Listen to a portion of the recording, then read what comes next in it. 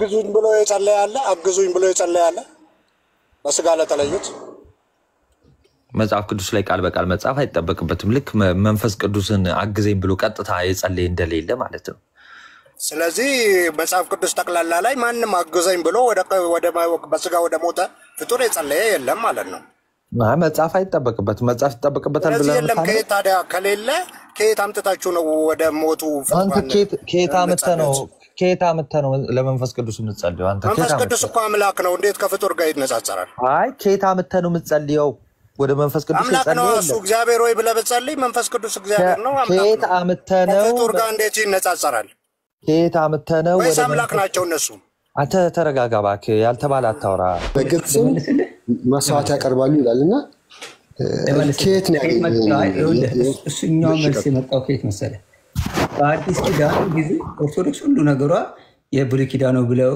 ለሚናገሩ ሰዎች አይ በአዲስ ኪዳንም አለ ብሎ ለማሳመኛ ይመጣ ነው እሱ ገባ በአዲስ ኪዳንም አለ ብዙ ጊዜ ሰዎችም የሞግቱት ኦርቶዶክስን በምንድነው እንትን ነው ላይክ ሁሉ እንትን ነው ላይክ በአዲስ ኪዳን ምንም ነገር የለም የብሉይ ኪዳን ነው ይላሉና ኢቨን ታቦት የሚባለው ነገር እኮ ቢያነስ ዋናው ጽላቱም ራሱ የድሮ አሁን ስለጣኑ ነው የጠየቅኩክና እኮ መለስኩልኩ እሺ ሚልኪያስ 1:11 ነው አውጣልኝ ምንም እንከን ኖሯት አይደለም እንትን ያልኩት ገብቷል ግን ምንድነው ያጣውት ነገር ሳይሆን እዛ የነበረው አሁን ጌን ያርኩት ነገር አለ ምንድነው ጌን ያርኩት ምንድነው እርግጠኛ ካለመሆን እርግጠኛ ወደ መሆን የመጣውበት ጊዜ ነው እንጂ ከኦርቶዶክስ ጋር ምንም አይነት ምንም እንከን ኖሯትም አይደለም ግን መዳኔን እርግጠኛ ካለመሆን ወደ መሆን አንደኛ ሁለተኛ ነገር ደግሞ የመዳኑን ፕሮሰስ እያጠራህልን ሂድ ኦርቶዶክስ አንድ ነገር እርግጠኛ አይደለም ቀጥል ስፒሪ ቀጥል ወንድማችን እርግጠኛ የሚሆን ከኦርቶዶክስ ወጣ ሁሉ እርግጠኛ ነው በነገራችን ላይ እስላምም ቢሆን ጆባም ቢሆን ዋና ከኦርቶዶክስ መውጣቱ ነው ሁሉም ሃይማኖት ከኦርቶዶክስ ቆጣ እርግጠኛ ነው ለመዳኑ ኖ በብርሃኑ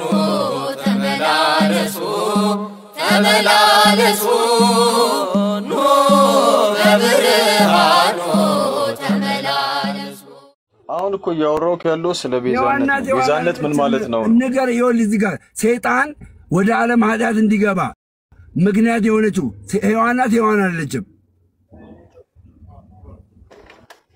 የሰይጣንን ድምጽ ሰምታ ያው ፍሬውን በላች ባሏንም አብልታለች እሺ አሁን በሔዋን ምትክ ህይወት እንዲገባ ማርያም ሆናለች አልሆነችም እሺ ቆይ ከቤዛነት ትርጉሞች ውስጥ መካከል አንዱ መውለድ የሚል አለው መውለድ የሚል ካለው ልክ ነው ቤዛና ይሄ መልስልኝ በሔዋን ምትክ ህይወት ወደ ዓለም እንዲገባ ማርያም ምክንያት ሆናለች አልሆነችም ምትክ ሆናለች አልሆነችም የሔዋን ምትክ ሆናለች አልሆነችም በእግዚአብሔር ተመርጣ ኢየሱስ ክርስቶስ አምላካችን ወልዳለች ሔዋን ኃጢአት እንዲገባ ሆነች ማርያም እግዚአብሔር ፈቃድ ተፈጽሞባታል አዳምጠኝ ወንድማችን ፕሊስ አዳምጠኝ ሔዋን ኃጢአት እንዲገባ ምክንያት ሆነች ለአዳም ማርያም ደግሞ ህይወት ወደ ዓለም እንዲገባ ምክንያት ሆነች ስለዚህ በሔዋንና በማርያም በኩል ማለት ነው ሔዋን ማርያም የሔዋን ምትክ ሆና ወደዚህ ዓለም መጣለች አልመጣችም ምትክ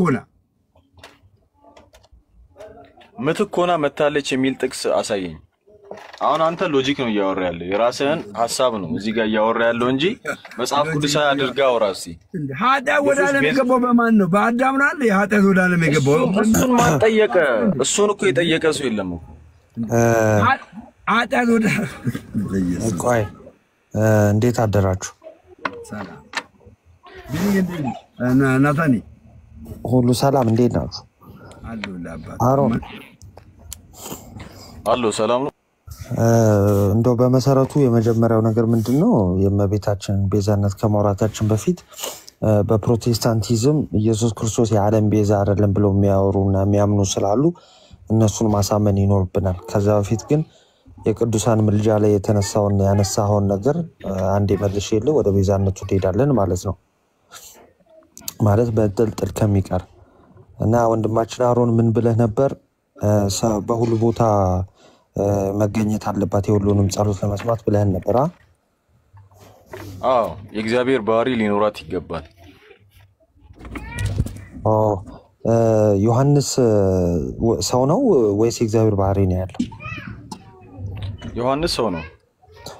እሺ የሁሉንም ምስጋና ሰምቷል፣ ግን በአንድ ጊዜ በአንድ ቦታ ሆኖ የሁሉንም ምስጋና ሰምቷል በነጠላ ነው ወይስ ጀነራሊ ነው? እንዳለ በምድር ላይ ያሉ ከምድርም በታች ያሉ ምስጋናቸውን ሰምቷል እኮ። ሰምቷል ሲባል አሁን ለምሳሌ ድምጽ አሁን ለምሳሌ በጀነራል ልትሰማ ትችላለህ ማለት እንደ አጠቃላይ አሁን ለምሳሌ ብዙ ሰው አንድ ስታዲየም ውስጥ ሆኖ የሚጮውን ድምጽ የሚያመሰግንም ሊሆን ይችላል፣ ዝማሬ ሊኖር ይችላል። ያንን ሰማ ማለት በነጠላ እያንዳንዱን ሰው ሰማ ማለት ነው? አዎ የሰሙትን ሁሉ የሰማውን ሁሉ ተናግሯል፣ ምን ሲሉ እንደሰማ አንድ ላይ አዎ በህብረት ያሉትን ሰምቷል። እስቲ በህብረት የሚለው ምን ጋር ነው እኮ? አንድ አጠቃላይ ነው የሰማው። እሺ አንተ በነጠላ ሰማ ብትለው ነገር እሺ ጋር እኔ ባንተ ሄዳለሁ። አጠቃላይ የሚለው ጋር ነው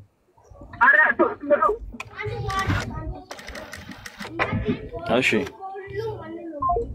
አለ። ምን አልከኝ? በአጠቃላይ የሚለው ምን ጋር ነው እኮ? የህዝቡን ድምጽ ሰማ ነው አይደል የሚለው? በነጠላ የሚለውን አንተ ንገረኝ። አሁን እኮ የኔ ጥያቄ በነጠላ እያንዳንዱ ሰው መስማት ይችላል አይችልም? አዳምጠኝ፣ ቆይ ጥያቄ መጀመሪያ ተረድተሃል አንተ?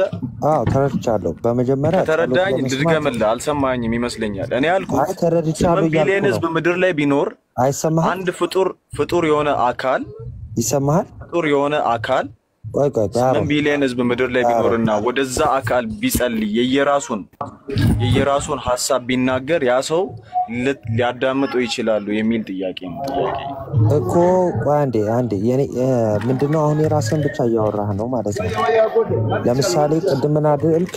የሁሉንም ጸሎት ለመስማት አልክ።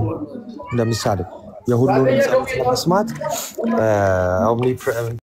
በሁሉ ቦታ መገኘት ያስፈልጋል አልክ አይደል? ጸሎትን ለመስማት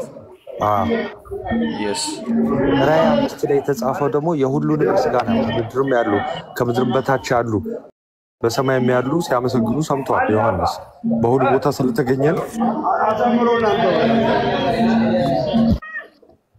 ሰምቷል። ያው እሱ ሰምቷል። ታዲያ አሁን ይሄ በሁሉ ቦታ ስለተገኘ ሰማ። እንዴት ወደሱ የተጸለየ ጸሎት እንዴት ሰማ? እኔ ወደሱ የተጸለየ ነው አላልኩም። እንዴት ሰማ? አንዴ በነጠላ ማለት እያንዳንዱ ሰው የጸለየውን ጸሎት ነው ሰማ የሚለው ወይስ እንዴት ሰማ? በቃ በምንም ይሁን በምንም እንዴት ሰማ? የመጀመሪያው ጥያቄ። ስለዚህ ሐሳቡ እሱ አይደለም። የኔ ሐሳብ እኮ እሱ አይደለም። አንተ እዛ ጋር ምን አስወሰደ ሲጀምር? ፓፓ እንዴት ሰማ? ለምሳሌ አንተ ከምድር በታች ያለ በሰማይ ያለ በምድር ላይ ያሉ ሁሉ መስማት ትችላለህ? አንተ ራስህ የተነገረው እኮ ወይስ 3 አይነት ነገር ነው አይደል የተነገረው? ሶስቱንም ግን ኢን ጀነራል ሊሰማ ይችላል እግዚአብሔር። አንተ ትችላለህ? ማንኛውም ሰው ይችላል። እግዚአብሔር መንፈስ እዛ ጋር እኮ በመንፈስ ተነጥቷል እንደሚያየው።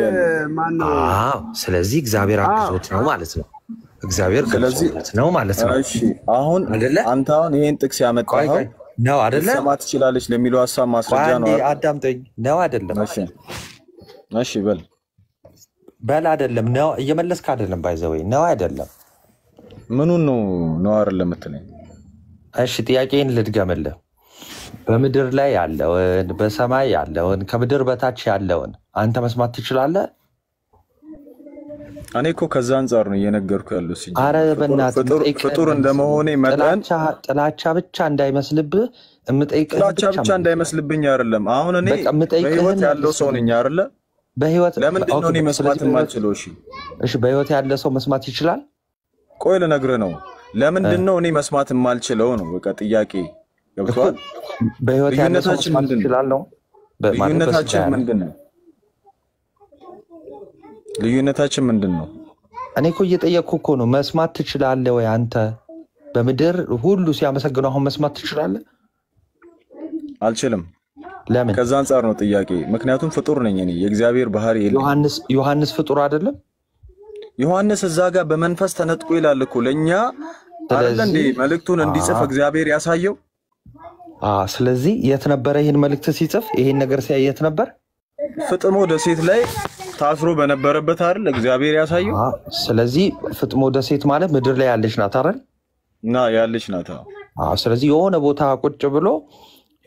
ቁጭ ብሎ ዓለም ላይ የሚደረገውን ነገር ሊሰማ ይችላል እግዚአብሔር እስከገለጠለት መጠን አይደል? እግዚአብሔር እስከገለጠለት ሊያይ ይችላል። ቅዱሳንም በሁሉ ቦታ መገኘት አይጠበቅባቸውም።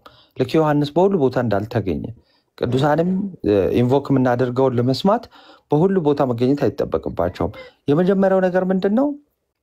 እግዚአብሔር በገለጠላቸው መንገድ መልኩ እና መጠን ይሰሙናል።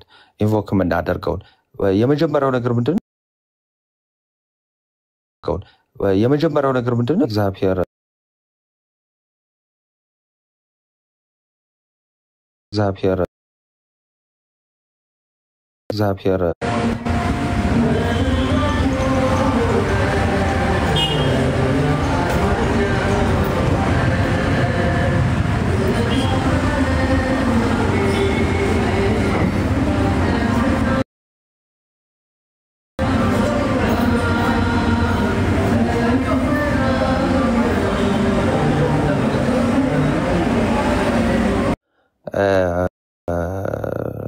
በእግዚአብሔር አለ ሁሉ ይችላሉ ማለት ነው። ግን ጥያቄ ልጠይቅ። ቅድም መጀመሪያ ላይ ስትናገር የነበረው ነገር አለ አሮን። እንደው በስጋ ከተለዩ በኋላ ሊጸልዩ አይችልም፣ ምክንያቱም ያው በስጋ መኖር አለባቸው ብለሃል አይደል አሮን? የኔ ጥያቄ እሱ አይደለም። ከተረዳኸኝ ብለሃል አላልክም? ቅድም አሁን እኮ አንተ ወደ ራስ መስመር ወስደኝ እያሰብክ ያለው ወደ ራሴ መስመር አላመጣሁም። አንተ ያልከው ልጠይቅህና ትመልስልኛለሽ። ልጠይቅህ አንተ ያልከውን ነው። ቆይ አሁን በምድር ላይ ያሉ ሰዎች እርስ በርስ ሊማልዱ ሊጸልዩ እንደሚችል ባይብሊካል እንደሆነ አምናለሁ። አምጣ ጥቅስ። ነገር ግን ወደ ሞቱ ሰዎች በስጋ ምድር ላይ ሌሉ ሰዎች ጸልየው ሊሰሙ እንደሚችሉ አንተ ጥቅስ ካለ ማስረጃ ካለ አሳየኝና በዚያ አሳመነኝ። በቃ ችግር የለም። አንድ ሰው ወደ ሞቱ ሰው ይጸልየው ስጋ ስለ ወደ ሌሉ ሰው ይጸልየው ከዛ ያ ሰው እየሰምቶት ከዛ መልስ እንደተሰጠው ጥቅስ ካለ ካሳየኸኝ ጥያቄህን ምንድነው ያልከኝ? ጥያቄ ነው በቃ ባጭሩ። ቆይ ጥያቄህን ምንድነው ያልከኝ? ምድር ላይ ያሉ ሰዎች እርስ በርስ ሊጸልዩ ይችላሉ ብለሃል? አዎ ጥቅስ መጽሐፍ ቅዱሳዊ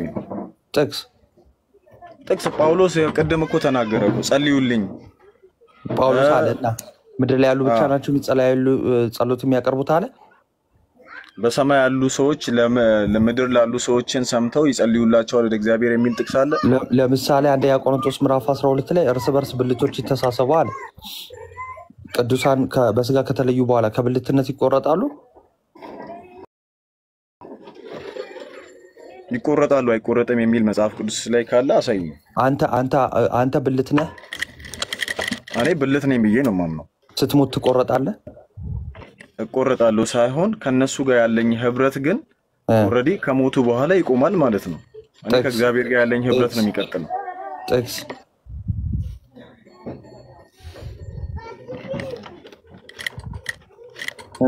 ጥቅስ ይቆማል የሚል ባይ ዘ ዌይ ክርስቲያኖች ምን እያላችሁ መሰላችሁ?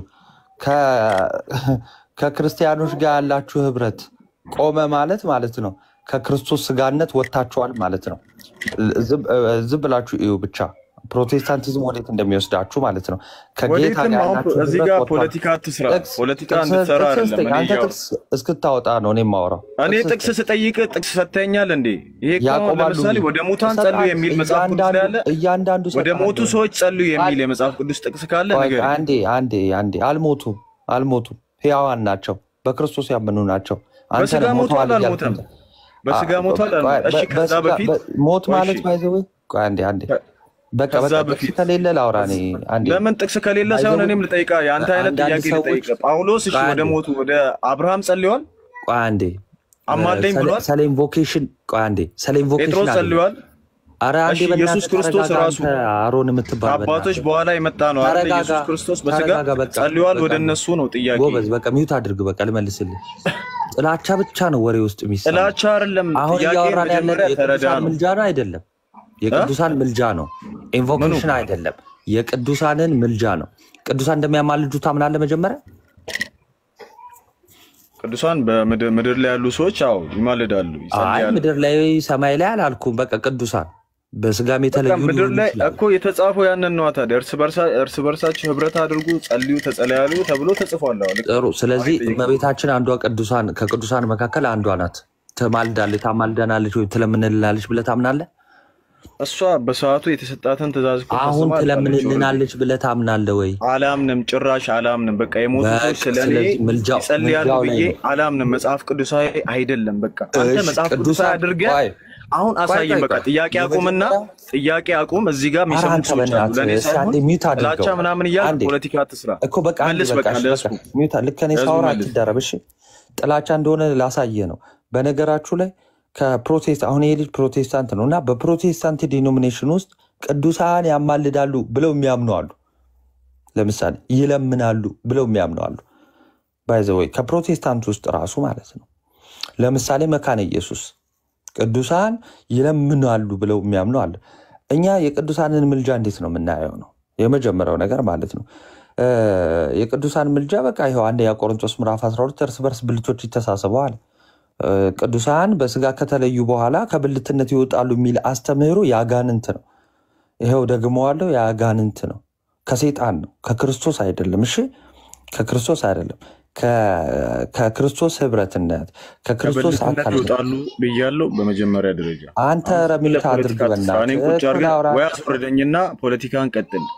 እኔ አላልኩም ግን በቃ ካላልክ የምጠይቅህን እሺ አጋንንታይ ነው ምናምን እያልክ ሰዎች ላይ አጉል ነገር አትፍጠር። በቃ ችግር የለም። እናታችን ቅድስት ድንግል ማርያም አሁን ብልት ናት አይደለችም? በክርስቶስ አካል ውስጥ ብልት ናት። እሺ ቅዱስ ሐዋርያው ቅዱስ ጳውሎስ ግን አንደኛ ቆሮንቶስ ላይ ብልቶች እርስ በርስ ይተሳሰቡ አለ። በምንድን ነው የምትተሳሰበው ከኛ ጋር? እሺ ይተሳሰቡ ሲባል ይጸልዩ። ከዛ በኋላ ጸሎታቸውን ሰምቶ ደግሞ እነሱ ወደ እግዚአብሔር ሪፖርት አድርጉ ነው የሚለው ወይስ ደግሞ ቀጥታ ወደ እግዚአብሔር ጸልዩ? አሁን እኔ ከጸሎት አንጻር ነው ጥያቄ አይደለም። ወዴትም አትሄድም፣ ወዴትም አትሄድም ሳይሆን አንተ ወደ ራስህ እየወሰድክ ነው። ቅድስት ድንግል ማርያም ብልት ናት ብለኛል። ብልቶች ይተሳሰቡ አለ። እንዴት ነው ይተሳሰቡ ማለት እኮ? እንዴት ነው የምትተሳሰበው? እሷ ከኛ ጋር እንዴት ነው የምትተሳሰበው? ይሄው እኔም ብልት ነኝ። እንዴት ነው ይተሳሰቡ? እሺ ይተሳሰቡ። ማርያም ብቻ ናት ቅዱሳን በዘመኑ የነበረች? እኔ ማርያም ብቻ ናት አላልኩም። ለምሳሌ ማርያም ስለዚህ እሷን ብቻ ለይተህ ከቅዱሳን ለምንድን ነው ለእሷ የምትጸልየው ነው የኔ ጥያቄ። ቅድም አንተ ማርያም ብቻ እያልክ ስታነሳ አምነው የሞቱ በሚሊየን የሚቆጠሩ ቅዱሳን እንዳሉ እናምናለን። ወደ እነሱ ለምን ቅዱሳንም ብለው እነሱ ጋር ለምን አትተሳሰብም? ምንም ችግር የለም። እነሱ እንዴት ነው ከኛ ጋር የሚተሳሰቡት? ማርያም ሲባል ለነገሩ እንትን ትላላችሁ። እሺ እነሱ ቅዱሳኖች እንዴት ነው ከኛ ጋር የሚተሳሰቡት? እሱን አንተ ልጠይቅ። እንዴት ነው የሚተሳሰቡት? ይሄው ጠየቅኩ እንጂ አንተ ለምን ትጠይቀኛለህ? እየጠየቅኩ እኔ አጠገቤ ካሉ ቅዱሳን ጋር ህብረት በማድረግ አብሮ በመጸለይ አብሮ በማሳለፍ እተሳሰባለሁ። ገብቶሃል አይደለ? ግን በስጋ የሌሉትን አብዛኞቹን አላቃቸውም። በመጽሐፍ ቅዱስ ላይ የተጻፉትን ግን ብቻ ለይቼ ከነሱ ጋር ብቻ ነው ህብረት ማድረገው። ሌሎቹን ስለማላቃቸው በሚል ሐሳብ ነው አንተ እየተንቀሳቀስክ ያለው። እንደዛ ነው የምታስበው? ፓፓ ከቅዱሳን ጋር ካለን አልክ አይደል? እንተሳሰባለን አልክ። አንተ አሁን እየጠቀስክ ያለው አንድ ድንግል ማርያም ነው አይደል? በሰዓቱ ግን ያመኑ በቢሊየን የሚቆጠሩ ሰዎች አሉ። ከነሱ ጋር እንዴት ነው የምትተሳሰበው?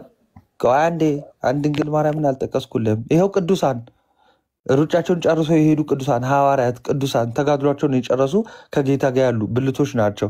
እንዴት ነው ከኛ ጋር የሚተሳሰቡት? ይሄው የኔ ጥያቄ አንተ ከነሱ ጋር ተሳሰበው? ታው የኔ ጥያቄ ነው ይሄ። እንዴት ነው የምትጸልዩ ወደ እነሱ? እኔ አላልኩም። እኔን ተወኝና እነሱ ቅዱሳን ሩጫቸውን ጨርሰው የሄዱ ቅዱሳን ከኛ ጋር እንዴት ነው የሚተሳሰቡት?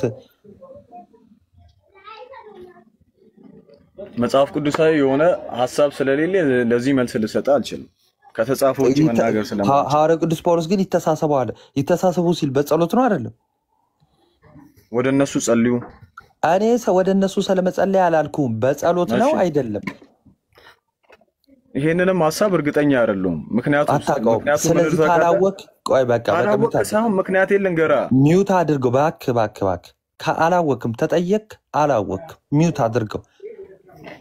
በጸሎት ነው የሚል ማስረጃ ስጠኝ። በጸሎት ነው አላወቅም ብለህ ማሳጣት ብቻ ሳይሆን በቃ አሳይሃለሁ። አንዴ ሚውት አድርግ። አንዴ በጸሎት አይደለም ብለን የምታምነው? በጸሎት ህብረት የማደርገው ከእግዚአብሔር ጋር ነው። ወደ እግዚአብሔር ብቻ ነው የምጸልየው። ቢሰማኝ ወደሚችል አምላክ ነው እንጂ የምጸልየው መጽሐፍ ሲናገር በሰው ሐሳብ ውስጥ ያለውን ሐሳብ ከእግዚአብሔር መንፈስ በቀር እና ከሰውየው በቀር ማንም እንደማያውቅ ይናገራል አይደል እንዴ? አሁን የኔን ሐሳብ ሊረዳኝ ወደሚችለው ለእግዚአብሔር ጸልያለሁ እንጂ ወደ ሰው አልጸልይም። ስለ ኢንቮኬሽን አሁን አሮን ሁለት ነገር ለይተው ኦኬ። የቅዱሳን ምልጃና ኢንቮኬሽን ይለያያል። እሺ አሁን ስለ ኢንቮኬሽን አላወራም ወይ ደግሞ እኛ ጥሪ ስለምናቀርበው አላወራውም። የመጀመሪያው ነገር ማለት ነው። ቅድም ምን አልክ? እንደው በስጋ ከተለዩ በኋላ አይጸልዩ ምናምን አልክ። አሁን ቅዱሳን አይማልዱም አልክ። ይሄው እንደሚማልዱ እያሳየው ነው። ኦኬ ቅዱሳን በስጋ ከተለዩ በኋላ እንደሚማልዱ እያሳየው ነው። በምን? በነገረ ቤተክርስቲያን ማለት ነው። በነገረ ቤተክርስቲያን ማለት ይሄው ሐዋርያው ቅዱስ ጳውሎስ አንደኛ ቆሮንቶስ 12 ላይ እርስ በርስ ይተሳሰቡ አለ። ብልቶች እነሱ በስጋ ከተለዩ በኋላ ከብልትነት አይወጡም። ስለዚህ ይተሳሰባሉ። በምንድን ነው የሚተሳሰቡት? አታውቀውም። ከዛ በፊት ግን አንድ ጥያቄ ልጠይቅ። ጴንጤ ስለሆንክ ማለት ነው። ጴንጤዎች መነሻችሁ የእምነታችሁ ለምሳሌ አታውቀውም በመጀመሪያ ደረጃ አታውቀውም አትበለኝ። አታውቀውም ሰው ማለት ያለብህ እኔ ሞተው ስለተለዩን ሰዎች በስጋ ምድር ላይ ስለሌሉ ቅዱሳን እያወራሁ ለምን ሚውት ታደርገኛለህ? እኔ ሚውት አላደረኩም። እኔ ሞዴሬተር የለኝም። ታዲያ ለምን ሚውት ታደርገኛለሽ? በስጋ በመጀመሪያ ደረጃ ህብረት በምንድን ነው የሚደረገው ስትል እኔ ስለሞቱ ሰዎች የተጻፈ ጥቅስ ካለ ንገረኝ። ስለሞቱ ቅዱሳን አልኩ ንገረኝና አሳምነኝ። በቃ ችግር የለብኝም። እሺ አልኩ አትደረበቅ። ግን በስጋ ስላሉት ነግሬያለሁ። አላቅም ማለት አትበለኝ።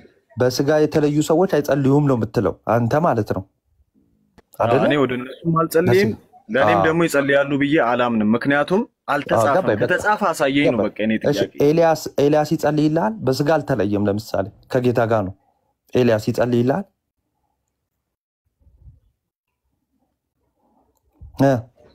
ስለሱ የተጻፈ ነገር ካለ አሳየኝ። አይ ኤልያስ በስጋ አልተለየም። እኔ ስለ ኤልያስ አላልኩም። በቃ ኤልያስ በስጋ አልተለየም። ይጸልይልሃል? እኔ አሁን ይሄንን ሐሳብ አላውቀውም። በቃ ይሄን እነግርሃለሁ። እንዴት አላውቀውም? በስጋ አልተለየም። ይጸልያል አይጸልይም? ብሉይ ኪዳን አባት ነው። አይ የምንም አባት ይሁን ምን ከጌታ ጋር አይደለም ብለህ ታምናለህ? እንደዛ የሚል አመለካከት ሐሳብም የለኝም። ነገር ግን የኔን ጥያቄ ካገኘህ ኤልያስ ከጌታ ጋር ነው አይደለም? አሁን ከጌታ ጋር ነው። እሺ አሁን በስጋ አልሞተም። በስጋና ነፍሱ አልተለየችም። ይጸልያል አይጸልይም? አሁን እኔ ለሱ ጸልይለታለሁ ምን አለ? እኔ ኢንቮኬሽን አላወራሁም። አንተ አይምሮ አይሰራም እንደ ኢንቮኬሽን ማን አወራ? ህብረት የምታደርገው ታዲያ በምንድን ነው እኮ ጥያቄ። ህብረት የሚደረገው በምንድን ነው? ስለ ኢንቮኬሽን አላወራሁም። ኢንቮኬሽን ምናምን አትበለኝ። በአማርኛ ንገረኝ። እኔ እንግሊዘኛ እኛ ስለምናቀርበው ጥሪ አላወራንም። አሁን ለምሳሌ ለቅዱሳን ጥሪ ምንድነው? ኢንቮኬሽን ይኸውልህ በቃ ካላወቅ እውቀቱ ከሌለ ጠይቀኝ። ስለ ኢንቮኬሽን አይደለም። ቅዱሳን ልመና ለጌታ ያቀርባሉ አያቀርቡም? ስለ በስጋ ከተለዩ አያቀርቡም ማለት እሺ። ይኸው በስጋ ያልተለየ ለምሳሌ አሮን አለ፣ ማነው ኤልያስ አለ፣ ያቀርባል? እሱን እኔ አንተ ልጠይቅ። ያቀርባል? ሞት የማያውቁ መላእክትስ? እሺ ስለ መላእክም ካነሳልኝ የማቀርብልህ የመጽሐፍ ቅዱስ ጥቅስ አለ። ለምሳሌ አይ ይለምኑልሃል ውስንነታቸውን እኔ ስለ ውስንነት አላወራውክም። አንተ ይሰራል። ይቅርታ በጣም በእናት ተረጋጋ። ይሰራል አትበለኝ። እኮ እምነቴን ነው እያስረዳሁህ ያለሁት። አሮን አንድ አዳምጠኝ። አንተ መጽሐፍ ቅዱሳዊ አድርገህ አውራልኝ ስለ መልሰህ ጥያቄ አዳምጠኝ። አሮን አንድ አዳምጠኝ። አይሰማም ድምጼ? ይሰማላ? አሮን ይኸውልህ ይሰማል ደሜ። አንተ ጋር እያወራሁ ነበር አይደል? አዳምጠኝ። ቆይ አንድ አዳምጠኝ። ይኸውልህ አዳምጠኝና ይሄ ሁሉ ነገር እኛ የምናደርገው ለአንተ ማለት ነው። የእውነቴን ነው የምልህ። ይሄ ሁሉ ነገር ለአንተ የምናደርገው አንተን ለማሸማቀቅ አንተን የሆነ ነገር ለማድረግ አይደለም። እውቀት እንዲኖርህና ቢያንስ እንኳን እችን ቤተክርስቲያን ምን አይነት አስተምሮ አላት የሚለውን ነገር ነው እንጂ አሁን ናቲም ነግሮ ቢኒም ነግሮ እኔም ነግሬ አሁን በአሁን እንድታምን አይደለም። እኔ አሁን በአሁን አይደለም ያመንኩት። ልክ እንዳንተ ጠያቂ የነበርኩ ሰው፣ ተሳዳቢ የነበርኩ ሰው ነው። በሂደት ነው ሁሉን ነገር ተረድቼ አሁን ከቤተክርስቲያን ጋር እየተቀላቀልኩት ማለት ነው። ስለዚህ አንተ ከእልህ አኳያ አይደለም መግባት ያለብህ። ተሳዳቢ አይደለሁም በነገራችን። ተሳዳቢ እንዳንተ አትበለኝ። ተሳዳቢ አይደለንም። አይ እኔ እንዳንተ ተሳዳቢ ነህ እያልኩ አይደለም። እኔ እያልኩ ያለሁትኝ እኔ ተሳዳቢ ነበርኩ እያልኩ ነው። ስለኔ ነው የማወራ። እና እውቀት ይኑርህ ማለት ቤተክርስቲያኒቷን እውቀት አሁን ስለ ክርስቶስ ያላት ነገር ምንድነው? እኔ ካምነው እምነት የተለየ እምነት አላት ወይ? እኔ አሁን በክርስቶስ ኢየሱስ በመስቀል ላይ በፈሰሰው ደም አምኜ የኢየሱስ ክርስቶስ ደም ከኃጢአት ያነጻል ብዬ አምኜ ነው ያለሁት። ቤተ ክርስቲያኒቷ የኢየሱስ ክርስቶስ ደም ያነጻል ብላ ታምናለች ወይ? አየህ፣ ሰማይ የሚያስገባህን ነው መጠየቅ ያለብህ ወንድሜ፣ ሰማይ የሚያስገባህን። አሁን አንተ የምትከራከረው ሜታፎሪክ በሆኑ ነገሮች እንደገናም ደግሞ ማለት ነው ለቅዱሳን በተሰጠ ኪዳን ነው አንተ የምትከራከረው። ያ አይደለም። መጀመሪያ ነፍስን አትርፍ ወንድሜ። ይኸውልህ አሁን አንተ ከቤተ ክርስቲያኒቷ እንዴት እንደወጣህ እኮ አታውቅም። ነፍስን አትርፍ ለሚ መዳን ቅድም በክርስቶስ ኢየሱስ እንደሆነ መጽሐፍ ቅዱስ አንብበ ጠቅሰልኛል አይደለ? መዳን በሌላ በማንም የለም እንደነበዘን ከሰማይ በታች ተሰጠ ከኢየሱስ ክርስቶስ ውጪ እንደሌለ ይናገራል። ድኛለሁ እንቷል ህብረት ማላረገው ግን ከናንተ ጋር ለምንድነው ካልከኝ ጭማሪ ነገራቶች ስለምታበዙ ሰዎች ላይ መንግስተ ሰማያትን ስለምትዘጉ ሰዎች በጭንቀት የእግዚአብሔርን መንግስት ሊወርሱ እንደሚችሉ ስለምታስተምሩ ኮምፒውተር ነው እንደ ብራዘር ኮምፒውተር ነው አንዴ ሴቭ የተደረገውን ነገር ነው እንደምታወራው። መጀመሪያ ቀስ በልና ጭማሪ በድህነት ዙሪያ ላይ ጭማሪ የተደረገው ቤተክርስቲያን ማን ያስወጣው? እኔ እንጃ። ሞሬተር ነው እንዲያስወጣችሁት ነው። እኔ እንግዲህ እኔ እንጃ። ኤኒዌይስ የሆነ ነገር ተናግሬ ልውረድ። ደምዬ አንዴ ይቅርታ። እግዚአብሔር ያክብርልህ ደሜ። ቆንጆ ነገር ነው ያነሳኸው። የመጀመሪያው ነገር በቃ ቅዱሳን ያማልዳሉ ይጸልያሉ ሲባል ቅድም በጣም እንትን እየተባለ ስለሆነ ነው። እና አንዳንድ ፕሮቴስታንቶች አንዴ ደምዬ ሚውት አድርገው ድምፅ አለ አንተ ጋር ቴንክ ዩ። አንዳንድ ፕሮቴስታንቶች እንዲሁ በቃ የሆነ ሰው የነገራችሁን ይዛችሁ አንጠልጥላችሁ ከቤተክርስቲያን እንደወጣችሁ ያስታውቃል። እና መርምሩ። ይኸውላችሁ ቅዱሳን የኛን ጸሎት ለመስማት ከጅምሩ ወይ ደግሞ ስለኛ ለማማለድ ወይም ስለኛ ጸሎት ለማቅረብ በሁሉ ቦታ መገኘት አለባቸው የሚል ህግ የለም። እግዚአብሔር በገለጠላቸው መልኩ በገለጠላቸው መንገድ እስከገለጠላቸው ድረስ ሁሉ ሊያውቁ ይችላሉ። ለምሳሌ ዮሐንስ በፍጥሞ ደሴት ሆኖ በዓለም ላይ በምድር ላይ በሰማይ ላይ ከምድር በታች ያለውን የምስጋና ድምፅ ሰምቷል።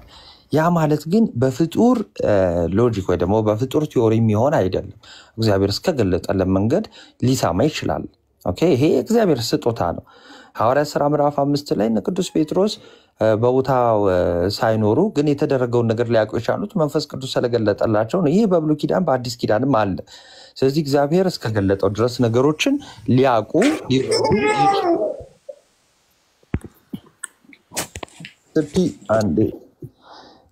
ሊረዱ ይችላሉ ማለት ነው።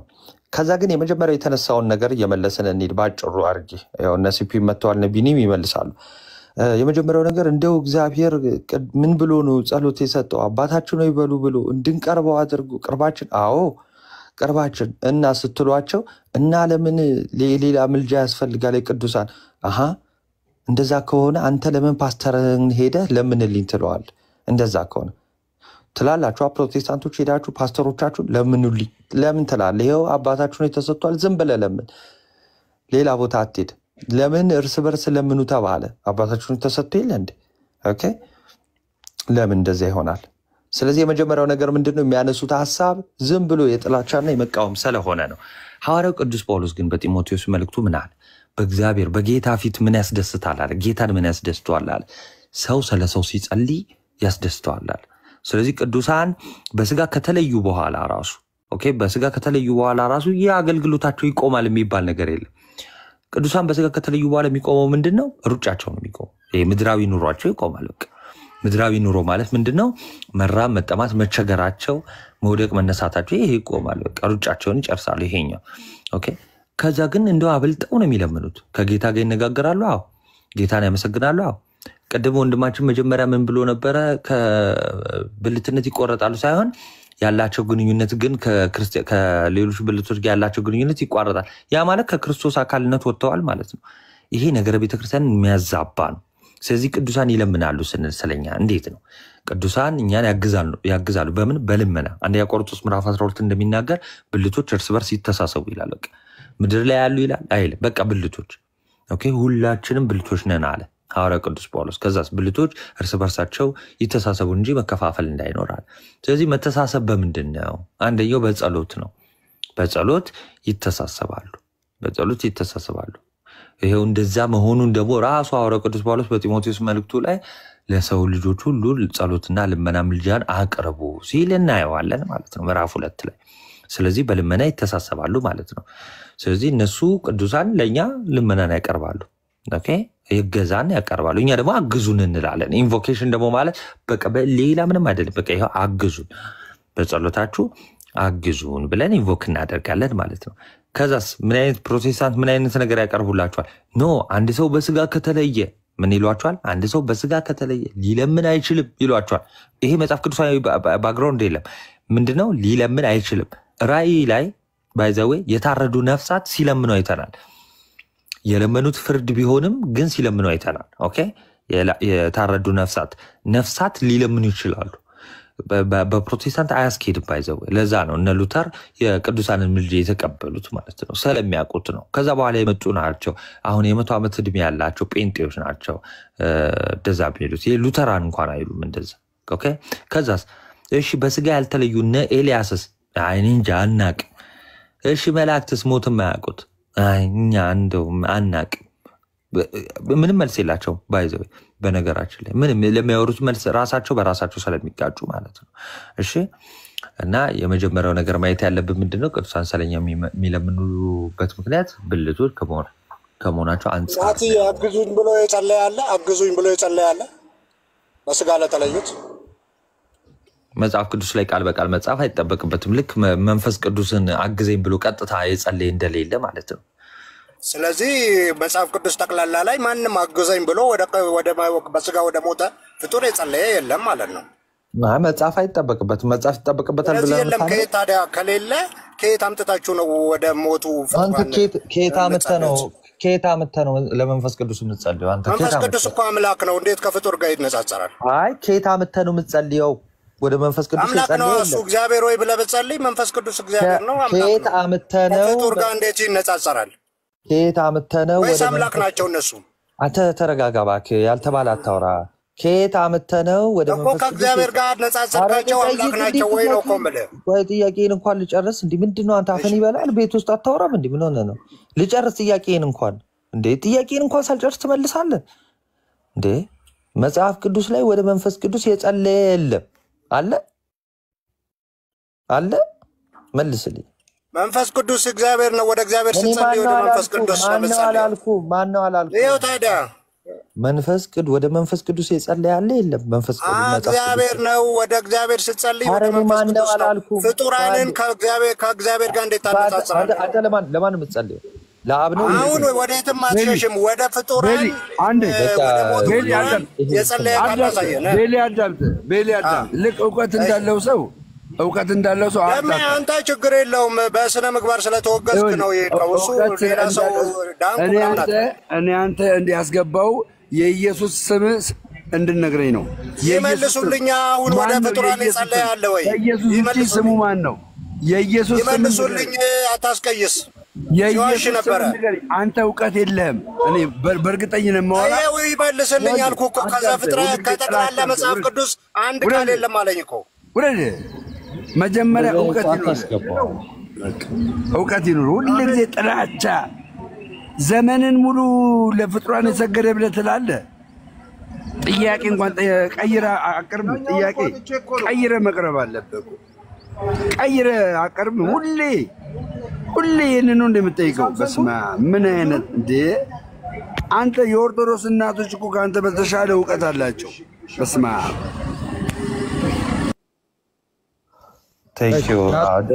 ናቱሻ ተባረክ። ቃል ይተሰማል። ምርጥ ነው። እሺ በእውነት ደስ ይላል። እግዚአብሔር ይስጥልህ። ቃል ይተሰማል። እንትን መስጠት እንችላለን። ያው ቅድም በደንብ አድርገህ ነግረኸዋል። እንግዲህ ፕሮቴስታንቲዝም ምን ያህል ኪሳራ ላይ እንዳለን በአደባባይ ታይቷል። እንዲመለሱ ስለምንፈልግ ነው። እርዳታ ፍለጋ ወደ ቅዱሳን እንጸልያለን። እርዳታ ፍለጋ እንኳን በቤተ መቅደሱ ያለን እኛ በሲኦል የነበሩ እነ ነዌም እርዳታ ፍለጋ ወደ አብርሃም ለዛው አብርሃም አባቴ ማረኝ እያለ ሲጸልይ ተመልክተናል። እኛ ደግሞ ምን ብለን እናምናለን? በሲኦል ያለውን ድምጽ እና አብርሃም በገነት ሆነው ከሰሙ በቤተ መቅደሱ በተሰጣቸው ቃል ኪዳን በስማቸው በተሰየመው ግን በክርስቶስ መቅደስ የክርስቶስ ቅዱስ ሥጋና ክቡር ደም በሚፈተትባት ቤተ መቅደስ ቆመን ወደ ቅዱሳን ብንጸልይ ይሰሙናል ብለን እናምናለን። በሲኦል ያለውን ድምጽ ከሰሙና አብርሃም መልስ አገኘ ያ ሰው አልተመለሰም ብሎ ያዞሩብሃል። መቼ ታዲያ አብርሃም አማለደው? ሰማው ነው ዋናው። እርዳታ ፈለገ ይሄ ሰው። አብርሃም ግን ሰማው። ለምንድነው ጥያቄው ያልተመለሰለት? ዘመኑ ስላለፈ ከሞት በኋላ ንስሐ ስለሌለ በምድር እያለ ወደዛች ወደ ቅድስናው ስፍራ የሚያስገባውን የጽድቅ ስራ መስራት ስላልቻለ ይሄ መጽሐፍ ቅዱስ ክፍል ብዙ ነገራቸው ነው የሚያፈራርሰው። ስራ ወደ እግዚአብሔር መንግስት ያስገባል አያስገባም? በትክክል ያስገባል። ይሄ ሰው ለዚህ ምንድነው ያለው አብርሃም? ለዚህ ምስኪን ዳ ቀዝቃዛ ውሃና ትርፍራፊ እንጀራ አጉርሰው አብልተው ቢሆን ኖሮ እዛ አትወድቅም ነበር ነው ያለው። ያ ብቻ ግን ወደ እግዚአብሔር መንግስት ያስገባናል ብለን አናምንም። ሃይማኖት ያስፈልጋል፣ በቅድስና መመላለስ ያስፈልጋል፣ ዓለምና ምኞቱን መጥራት ያስፈልጋል። ስለዚህ ቅዱሳን ከዚህ የተነሳ የእግዚአብሔር መንግስት ወርሰው በእቅፉ አሉ ብለን ስናምን በምድር የሚደረገው ነገር ያውቃሉ። ስለ ኤልያስ ጠየቀው አላቅም አለ ናትሻ ቅድም ሰምተዋል። ስለ ኤልያስ አላቅም አለ። ስለ ሄኖክ ያውቃል አያውቅም።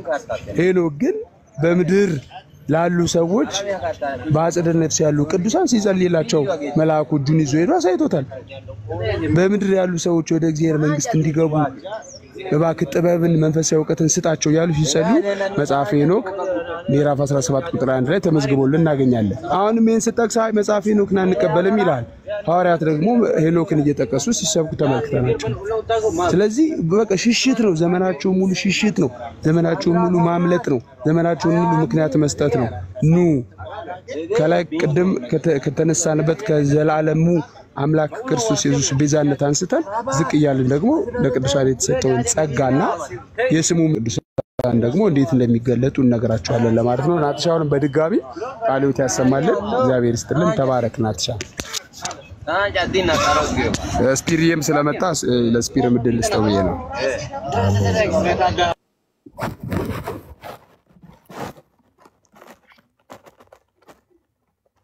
ከስፒ ያለው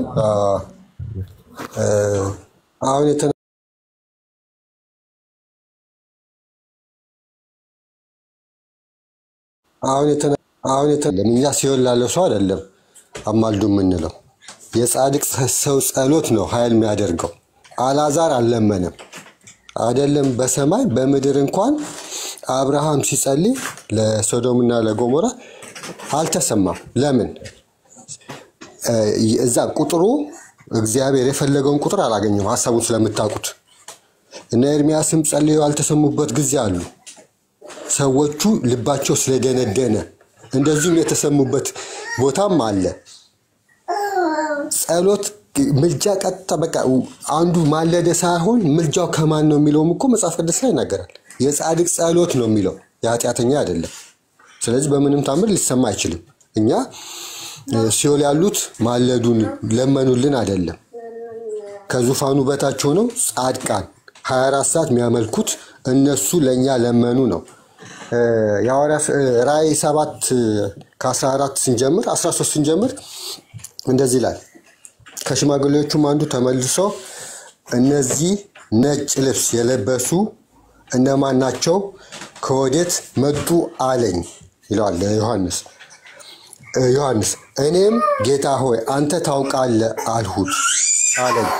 ከዚያም ከታላቁ መከራ የመጡ ናቸው፣ ልብሳቸውን አጥበው በበጉ ደም አነጹ። ስለዚህ በእግዚአብሔር ዙፋን ፊት አሉ፣ ሌሊትና ቀን በመቅደሱ ያመልኩታል። እንግዲህ ከላይ የጀመርኩት ለምንድን ነው? ይሄ የሚሆነው በነፍስ እያሉ ነው። ያረፉ ቅዱሳን ናቸው። የሞቱ ይባላል ብዙ ጊዜ። እንጃ ክርስቲያን ሆኖ ቅዱሳንን የሞቱ እያሉ ማውራት ትንሽ ያስቸግራል። ኢየሱስ ክርስቶስ ያልሆነ አያውቁም ማለት ነው። እና ከዙፋኑ በታች ሆኖ 24 ሰዓት ያመልኩታል። ፕሮቴስታንት የምጠይቀው ሲያመልኩ አምልኮ ውስጥ ምልጃ የለም? ለዓለም አይጸልዩ? እኛ እንደምናደርገው እንደዚሁም ደግሞ መልአኩ የጻድቅን ጸሎት ሁሉ ከዕጣን ጋር ያቀርባል ይላል።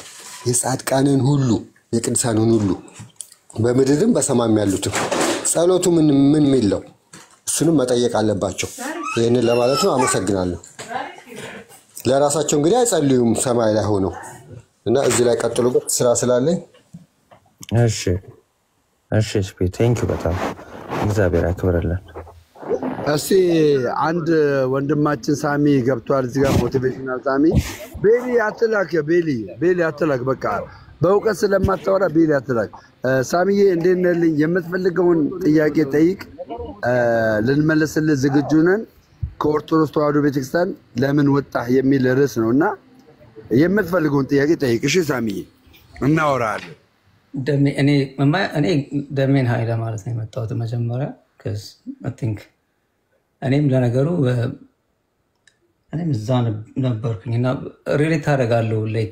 ያው ዳይሬክሽናችን የተለያየ ሆኖ ነው እና ግን ደሜ እንዴት ነህ? ሁሉ ሰላም? እኔ ጋር መሽቷል። ልተኛም አንድ 15-20 ደቂቃ ስላለኝ ዝም ብዬ አይቻችሁ አይ ብዬ ወደሚል ወጣሁ ነው። ግን በዛም ሴም ታይም ደግሞ ብዙ ጊዜ የሚያነሱት ነገር አለ ከዕጣኑ ጋር የቅዱሳን ጸሎት ከዕጣኑ ጋር ወደ ሰማይ ይሄዳል ይላል እና በቃ ለዛ ነው ቤተክርስቲያን ዕጣን የሚታጠነው ይባላል። ብዙ ምሳሌዎች አሉ። ብዙ ምሳሌዎች አሉ ቤተክርስቲያን የምታደርጋቸው እና እኔ 5 አዕማደ ምስጢር 7 ምስጢራተ ቤተክርስቲያን ተምሬዋለሁኝ። ትንሽ ቢቆይም ለራሴ እንትን ስላልኩኝና ግን ምንድነው ሰው በህይወት እያለ የምልጃ ነገር ያቆመበት ጊዜ ነው እና እነዚህ 12ቱ የሚለው ራሱ ራእይ ላይ እዚህ በዚህ ልክ በመጽአት ጊዜ የሆነ 1000 ነው የሆነ ዓመት እዚህ ይኖራል እንደዛ ብሎ የሚያስቡት እንትን የተባለ ነው እንጂ እነዛ 12ቱ የሚባሉት እውነት የሆነ ለዘላለም ሊፈርዱ አይደለም። ሊፈርዳሉ የሚለው በዚህ ምድር ላይ ለሚኖሩት እዚህ ምድር ላይ ለሚኖረው ጊዜ ነው ብዬ ነው የማስበው። ፐርሰናል የተማርኩትም እንደዛ ነው። ሌላው ደግሞ ምንድነው እንደፈለግን እየጎተትን ማምጣት አንችልም መጽሐፍ ቅዱስን ነገር። ለምሳሌ ጽዮንን ማርያም እንላለን። ዋይ ከየት መጣ? እሱን ኮሽን ማድረግ አለብን። እኔ 4 ዓመት ነው ህዝቤ እውቀት ከማጣት የተነሳ ጠፍቷል ይላል። ስለዚህ 4 ዓመት ቁጭ ብዬ እውቀት ከማጣት የተነሳ እንዳጠፋ ማለት ነውና ታሚሻ ጥያቄ ነው። ምንድነው ግራ ገባን። አይ ነው ማለት ግን አንድ ነገር እዚህ ጋር ግልጽ እንድታደርግልን ራእይን እዛ ላይ ከዛ ወስደው ዕጣን ያጥናሉ የሚለው ከየት እንዳመጣ አላውቅም። ዕጣን ከብሉይ ኪዳን ትንቢተ ሚልክያስ ላይ ተቀምጧል። ግን ከዛ ወስደው እንደዚህ ይላሉ የሚለው ከየት መጽሐፍ ነው የብርሃኑ ጎበና መጽሐፍ አምደ ሃይማኖት ላይ ገብተህ ብታየው ታገኘዋለህ።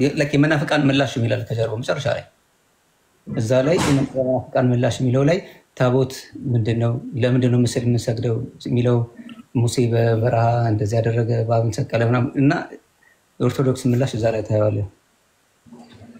ዕጣን ከዛ ነው የተወሰደው ከራእይ ነው የተወሰደው። ይልማም ደግሞ ዘምሮታል ነው ማን ዘመረው አይደለም። ይሄ ትምህርት ዕጣን ከጥንት ጀምሮ ከብሉይ ኪዳን ወደ ክርስትናም የተላለፈ እንትን ነው። ሚልክያስ 1:11 ብትል እስከ ዓለም ፍጻሜ ድረስ ዕጣንና ንጹህን ቁርባን ያቀርቡልኛል ይላል በትንቢት ራሱ። በግብፅ መስዋዕት ያቀርባሉ ይላልና ከየት ነው ያገኘው? እሱኛው መልስ የመጣው ከየት መሰለህ? በአዲስ ኪዳን ጊዜ ኦርቶዶክስ ሁሉ ነገሯ የብሉይ ኪዳን ነው ብለው ለሚናገሩ ሰዎች አይ በአዲስ ኪዳንም አለ ብሎ ለማሳመኛ ይመጣ ነው። እሱ ገባ። በአዲስ ኪዳንም አለ። ብዙ ጊዜ ሰዎችም የሞግቱት ኦርቶዶክስን በምንድን ነው እንትን ነው ላይክ ሁሉ እንትን ነው ላይክ በአዲስ ኪዳን ምንም ነገር የለም የብሉይ ኪዳን ነው ይላሉና ኢቨን ታቦት የሚባለው ነገር እኮ ቱ ቢ ኦነስት ዋናው ጽላቱም ራሱ የድሮ አሁን ስለ ዕጣኑ ነው የጠየቅኩህና እሺ ሚልክያስ 1:11 አውጣልኝ እስቲ። እኔ ላወጣ አይደለም የገባሁት ነገርኩህ እኮ ሚልክያስ ላይ በትንቢት ተቀምጧል። ምኑ ጋር ያልገባህ ላይ ብሉይ ኪዳን እኮ መኖሩ ይታወቃል እኮ እሱ እኮ ሁሉም ያምናል። ገባ ግን ብሉይ ኪዳን አይደለም ሚልክያስ 1:11 ብሉይ ኪዳን ላይ ስላለ መጽሐፍ ውስጥ ስለ ብሉይ ኪዳን ነው ማለት አይደለም። እና የብሉይ ኪዳን ዘመን አልነበረም እሱ ስለ ብሉይ ኪዳን አይደለም። አንብባ ሳታነበው እንትን አትበል። ይቅርታ እንደዚህ ስለምናገር መጀመሪያ ብታነበውና አውዱን ወይም ስለምን የሚናገረው አይተህ እንትን ብትከራከረኛ አይሻልም? አንድ መጽሐፍ ብሉይ ኪዳን ላይ አለ ማለት ትንቢት አይደለም ማለት አይደለም። ለምሳሌ ድንግል ተወልዳለች የሚለው መጽሐፍ ብሉይ ኪዳን ላይ ነው አይደል? ተፈጻሚው ግን በአዲስ ኪዳን ነው። እና ክፍሉን ሳታነበው አትከራከር። ይቅርታ አድርግልኝ ነው አልተከራከርኩም ወንድሜ አም ሶሪ። እሺ ለዛም አይደለም ግን ይሄ ነገር አዲስ ኪዳን ላይ ችግር የለም። በቃ እጣኑን እንተውና ሐሳብን ጨርስ። በቃ አመሰግናለሁ እኮ አይ በዛው ግልጽ እንዲሆን ለአንተ ማለት አዲስ ኪዳን የአዲስ ኪዳን ስርዓት አይደለም ብሎ ለሚከራከረዋት ቤተክርስቲያኗ እኮ የምትሰጠው መልስ እኮ ነው። ቆይ ብራዘር ይቅርታ ብራዘር፣ አሁን አንተ ኦርቶዶክስ ነህ ግን ቶፒካችንን አይተኸዋል? ኦርቶዶክስ ቤት ነው ያለው። እዚሁ ነው የምታመልከው? ኦርቶዶክስ አይደለም። ያ ወጣሃል። ለምን ወጣ? ለምን ወጣ? ከነገረ ክርስቶስ ከነገረ ስላሴ ትምህርት ያጣው ነገር አለ በኢትዮጵያ ኦርቶዶክስ ተዋሕዶ ቤተክርስቲያን ውስጥ በነገረ ድህነት ውስጥ ያጣውት ሌላ ያጣውት ነገር ነው ሳይሆን እኮ ለምን ወጣ? አሁን ቶፒኩ ጋር እንሂድ። ግድ የለም እስካሁን ያው ደሜ አክብሮም ስላስገባኝ ያው በፍቅር ተቀብለን እያወራን ነበረ። ምን አጣ በነገረ ክርስቶስ በነገረ ድህነት ዙሪያ ይልቁንም ደግሞ በቅድስት ስላሴ ዓለምን በፈጣር በቅድስት ስላሴ ዙሪያ ምን አጣ? ምን አጣ ሳይሆን ጌን ያረኩትን ነገር ነው ማለት እሱ ምንድነው ያጣውት ነገር የለም እኮ ለምን ወጣ ማለቴ ነው። ከላይ ጀምረህ ቆይ ለምን ወጣ? አሁን ከላይ ካልጀመርክልኝ በእነዚህ ምክንያቶች ብሎ ከታች ሌሎች ምክንያቶች ሊኖሩ ይችላሉ። መጀመሪያ ያለብን ከላይ ስለሆነ ግን ከነገረ አምላክ ከነገረ ክርስቶስ ከነገረ ድህነት ዙሪያ ተነስተ ከዚህ ነገር ያጣውት ነገር ስላለ ወጣው በለን። ሌሎች ምክንያቶች ሊኖሩ ይችላሉ፣ እነሱ ቀጣይ ናቸው። አሁን ቀጥል። አገኘኸኝ? እንደ ቶፒኩ መሄድ ስላለብን እሺ እኮና እኮ ልመልስልህ ባጭሩ ልመልስልህ። እዛ ያጣውት ነገር ኖሮ ሳይሆን እዛ ያጣውት ነገር የለም። ነገር ግን እርግጠኛ ካለመሆን ወደ መሆን የመጣውበት ነው አንደኛ። ሁለተኛ ነገር ደግሞ እንጂ ኦርቶዶክስ ምንም እንከን ኖሯት አይደለም እንትን ያልኩት ገብቷል። ግን ምንድነው ያጣውት ነገር ሳይሆን እዛ የነበረው አሁን ጌን ያረኩት ነገር አለ። ምንድነው ጌን ያረኩት ምንድነው?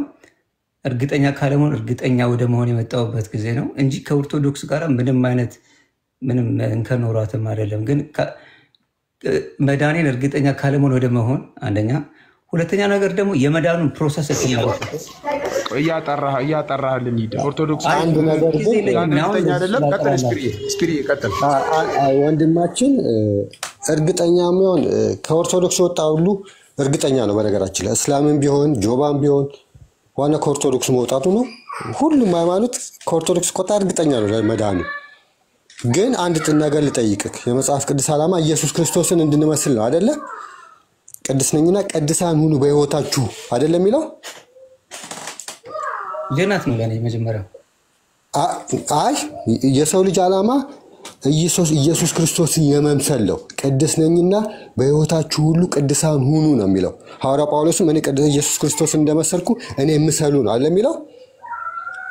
አው ግን እኔ ዓላማዬ ዋናው መዳን እሱ እኮ እቺ መልስልኛ። የመጽሐፍ ቅዱስ ዓላማ ይሄ ነው እኮ ላንተ ይሁን እኮ that's fine። ለኔ ግን መዳን ኢየሱስ ክርስቶስን ምን ያህል የመሰልከው? ወጣ ከኦርቶዶክስ አሁን ፕሮቴስታንት ጋር ሆነ ኢየሱስ ክርስቶስን ምን ያህል የመሰልከው? እስቲ እሱን ንገረን።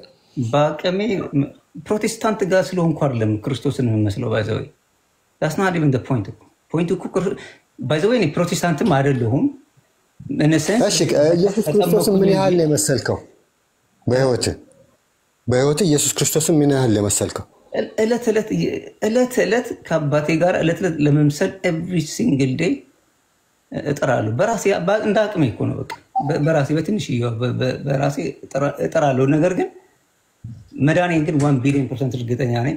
የሆነ ፕሮሰስ ውስጥ ገብቼ አይደለም ምንድነው በቅጽበት ጌታዬ መድኃኒቴ ኢየሱስ ክርስቶስን ባመንኩበት በዛች ቅጽበት 1 ቢሊዮን% መዳኔን እርግጠኛ ነኝ። ከዛ በኋላ የሚደረጉ ነገሮች ችግሩ ምን እንደሆነ ታውቃለህ? ድነት ነበረ ግን ከድነት ወጥተሃል አሁን እና በድነት ደግሞ እርግጠኛ ነህ። የሚያሳዝነው ነገር ይሄ ነው። ለምን ሰይጣን ምንድነው የሚያደርገው? ልክ ከቤተክርስቲያን ያወጣና እርግጠኝነትን ይሰጣል። የሆነ ተራራ ፊት ለፊት ያቆምና በቃ እርግጠኛ ነህ። ሁሉም እምነት ጋር ጆባን ብታይ ኦሊጂሰስን ብታይ ሁሉም እርግጠኛ ናቸው ለመዳናቸው። እርግጠኛ ሆነ እንድትመላለስ ሳይሆን ህይወትን ድነትን እንድትፈጽም ነው የተጠራከው። ቅዱስ ነኝና ቅዱሳን ሁኑ በህይወታችሁ ሁሉ እንጂ እኔ ቅዱስ ነኝ እኔ ድኛለሁ። ሐዋርያው ጳውሎስ ከኃጢአተኛ ዋና እኔ ነበርኩ እያለ ነበር ሲናገር የነበረው። ይሄ ራሱ ትዕቢት ነው። እና እስቲ ቀጥሉ ሌሎቻችሁ። ይቅርታ አድርግልኝ። እኔ አሁን እንዴት አደራችሁ? ስፔር እንዴት አደራችሁ? ደህና አደሩልኝ። እሺ እኔ ዲስከስ አደርጋለሁ ግን ደሜ ወንድማችን በጣም ትምህርት ደስ ብሎ ስለገረመኝ ነው። እኔ አንድ ጥያቄ ልጠይቅልህ። አሁን የተናገርከው አንድ ጥያቄ ልጠይቅህ። እኔ ለጥያቄ ሁላችሁ ይቅርታ አድርጉልኝና እውነት እኔ ስለማከብራችሁ ነው። አይ ኖ ኖርማል ጥያቄ ነው ስላልገባኝ ነው። መውረድም እችላለሁ ግን ጴንጤ አይደለሁም አልክ። ምንድነው የሆንከው ከኦርቶዶክስ ወጣ? ዲኖሚኔሽን የለኝም ለማለት ፈልጌ ነው። እሺ ነን ዲኖሚኔሽን ነው የሆንከው? አብሶሉትሊ ነን ዲኖሚኔሽን ነው የሆንከው? ኦኬ በጣም ጥሩ። ሶ በመጽሐፍ ቅዱስ በእግዚአብሔር ቃል ታምናለህ?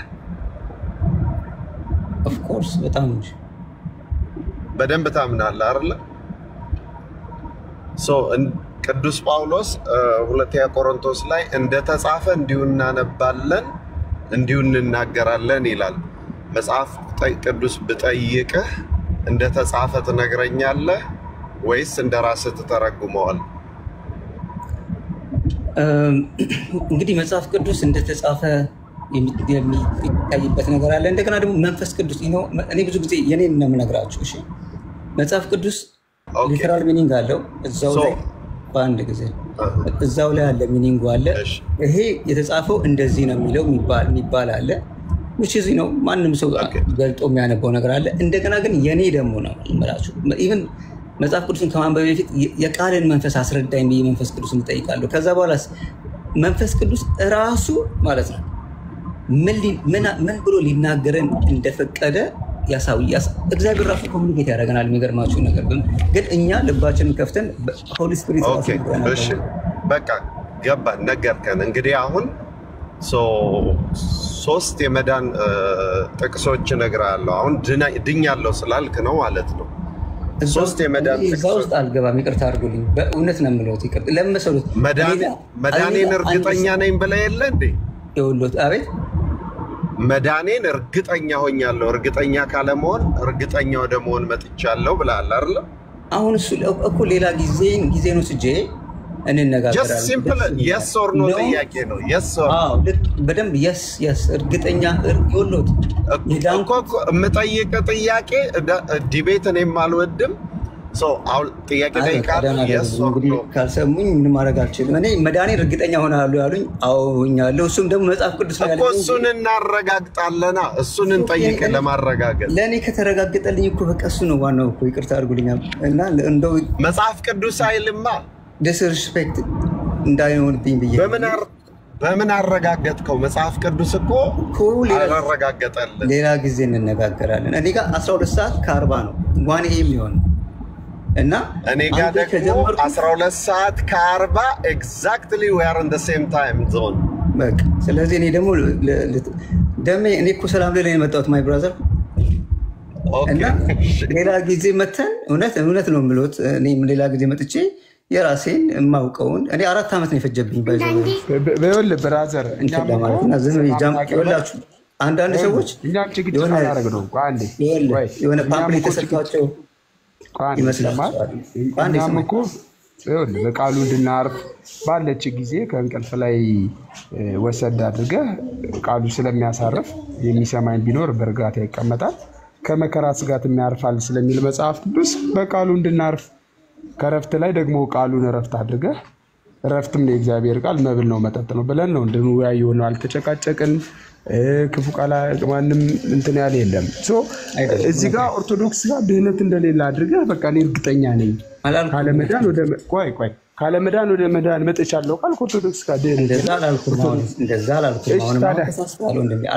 ያላልኩትን ሰማኝ። ኖ ይሄ ትክክል አይደለም። ያላልኩትን ካለመዳን ወደ መዳን መጣሁ አይደለም ያልኩት። እርግጠኛ ካለመሆን ወደ እርግጠኛ የሆንኩበት ነው ያልኩት። ካለመዳን እንዴት ነው? ኦርቶዶክስ ውስጥ ያለ ሰው አልዳነም እንዴ? እንዴት ነው የምትለው? አዩ ሲሪየስ? ኦርቶዶክስ ውስጥ እኮ በፕሮፌሰር እርግጠኛ አይደላችሁም እያልከን ነው እኮ። አሁንም እኮ እናንተ ኦርቶዶክሳውያን እርግጠኛ አይደላችሁም። እኔ ወጣሁበት ቦታ ነው ሰብጀክት ነው። ለማንኛውም ደህና አላልኩም። እኔ ኦርቶዶክስ ውስጥ ያለ ሰው ሌላ ጊዜ ኖርህ ቆይ ግዴ ነው ሰው አታስጨርሰው። በቃ ሌላ ጊዜ እንወያያለን። እሺ ተባረክ። ሰላም ተባረክ። ያቆንጂ እንኳን አመጡ። ሳሚ እንዴት አለ ወንዴ? ያቆንጂ እንዴት ነህ? ሰላም ላንተ ይሁን። ሰላም ነው ወይ? ሁሉ መልካም፣ ሁሉ ሰላም ነው፣ ሁሉ ሰላም ነው። ሳሚሻ እንዴት ነህ? ሰላም ነው አለ እሺ ቀደም እየሰማሁ ነበርና እኔ ነን ዲኖሚኔሽን ነኝ አልካቸው ለዲያቆን። እሺ እዚህኛ ቤተ እምነት ውስጥ እንዳትገባ ምንድነው የሚከለክለኝ ነገር ይሄ ነው የምትለው ነገር አለ? አሁን እኔ ከፕሮቴስታንት ያደኩበት እኮ ነው። ቴንክ ዩ። አሁን እኔም አድርጌበታለሁ። ኦርቶዶክስ ማለት ነው አይደል? እኔም እኮ ኦርቶዶክስ አድርጌበት ወጥቼ አሁን እንደገና ተመልሻለሁ። ሶዛት እኔ እኮ ባይ ዘ ወይ ከአቡነ ማትያስ እንትን ተሸልሜያለሁ። ባይ ዘ ወይ እንደ ብዙ አልናገርም እንጂ መስቀል ሸልመዋል። እኔ ይገባኛል። እኔ አንተን ሳውቅህ እኮ 1 ወር 2 ወር አይደለም ታውቃለህ። ፊገራቲቭ የሆንኩ ማችን ገባህ አይደለ? እኔ ከዚህ ቤተ እምነት ተመልሼ ስቀላቀል በእውቀት ነው የገባሁት። ገባ? በሌላ በስሜት አይደለም ወይ ደግሞ የሆነ ሰምቲንግ ነገር ፈልጌ አይደለም፣ በእውቀት ነው የገባሁት። አሁን አንተ እዚህ ቤተክርስቲያን ያደግክበት ቤተክርስቲያን ላይ እንዳትገባ የሚከለክል ነገር ምንድን ነው ሳሚ? የሚከለክል ነገር አሁን ሌላ ጊዜ እንመጣለን። እሺ ኦልሞስት ዋኔም ነው እንጂ ደስ ይለኛል። ትናንትና አውርተን የለን እናንተም ችግር አለው። በቃ አስበበትና በእውነት እያነበብክ እንዳልኩ ደግሞ መድሎተ ጽድቅን ፒዲኤፍ አለ፣ አውርደው አንብብ። ስፔሻሊ ስለ ድህነት የሚያወራበት ክፍል አለ፣ ስለ ቁርባን የሚያወራበት፣ ስለ ጥምቀት የሚያወራበት ክፍል አለ። እሱን ነገር ኢንቫይት አደርጋለሁ እንድታነብ። የእውነቴን ነው የምልሽ አባ። ከዛ በኋላ ሳትድን እንዴት ሸለሙ ላላችሁት አቡነ ማትያስ ይሰለሙ ሄደን ቪዚት ስላደረኳቸው ነው እንጂ ሌላ ነገር ከልጆቼ ጋር ሂጄ ተባረክባቸዋለሁ ለማለት ነው። ኮሜንት የምጽፉት ልጆች ኦርቶዶክስ እያለሁ ለማለት ነው። እሺ የሸለሙ ማለት ሌላ እንዳታረጉት።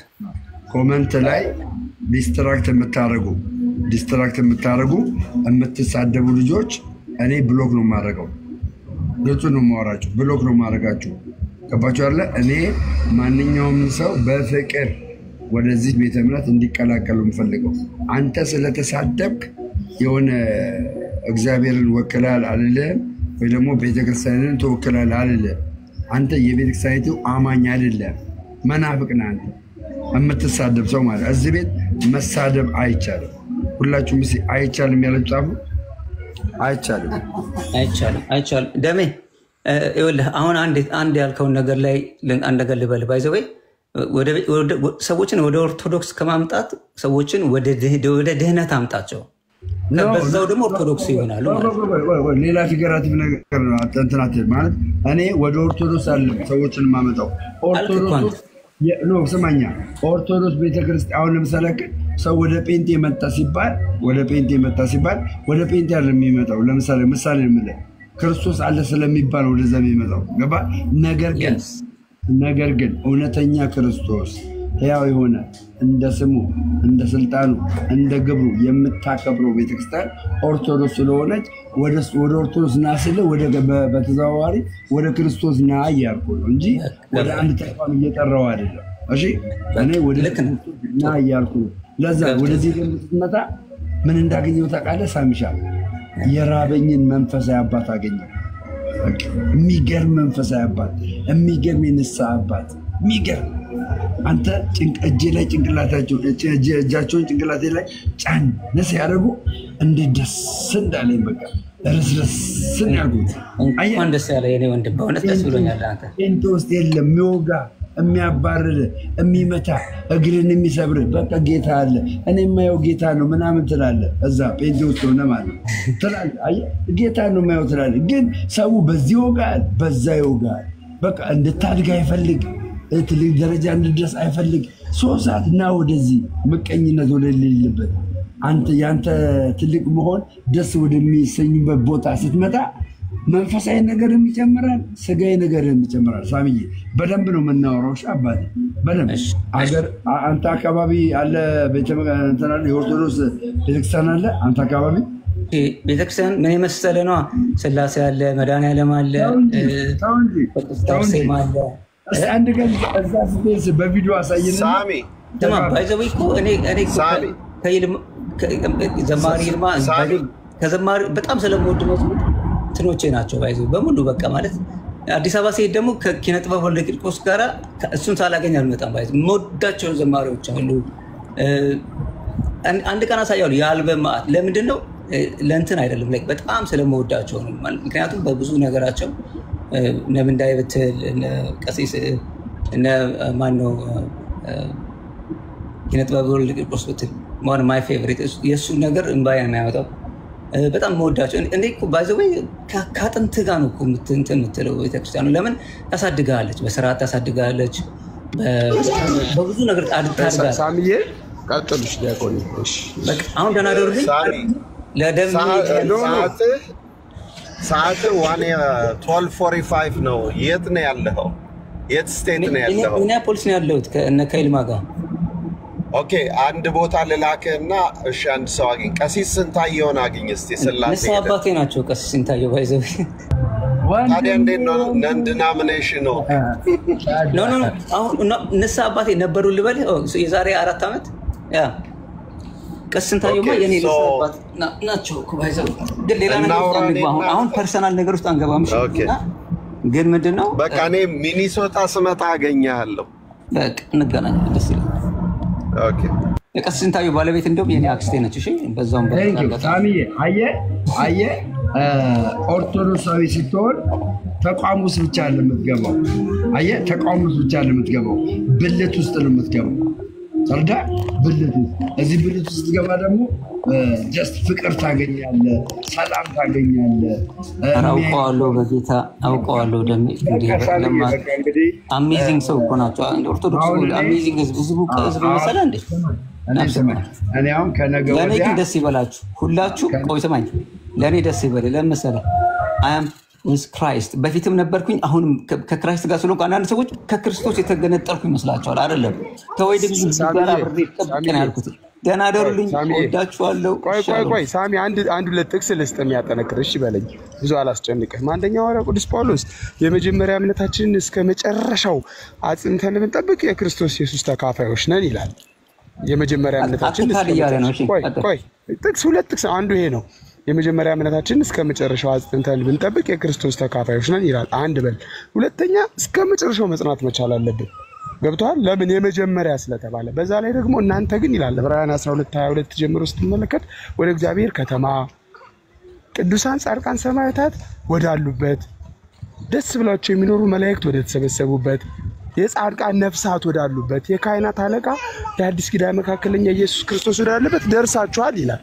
ጥግሳት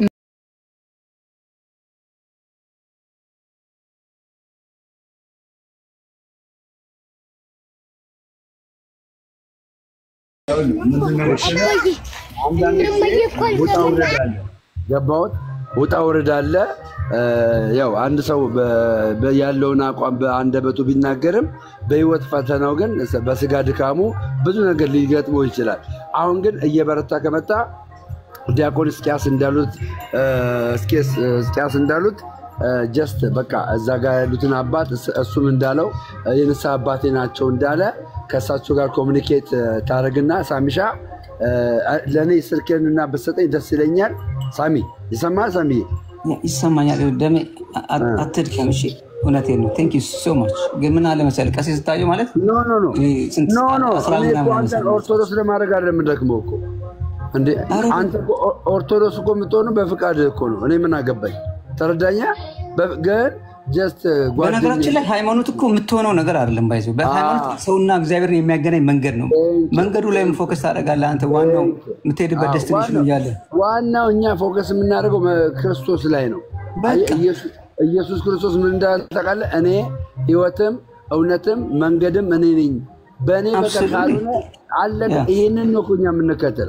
ስለዚህ እሱ መንገድ ላይ ያለው ነው የምትለው። ይኸውልህ ሳሚዬ፣ ሰዎች ግን እቺ ቤተክርስቲያን ክርስቶስን ጭራሽ የማታውቅ ነው የሚመስላቸው። ጭራሽ ጅል ናቸው እነሱ ቄል በላቸው። ስለዚህ አሁን ምንድነው ደግሞ ቅድም መምህር ቢንያም ያለ ወደዚህ ህብረት ስትገባ ፍሬያማነት ይታይባል። ለምን?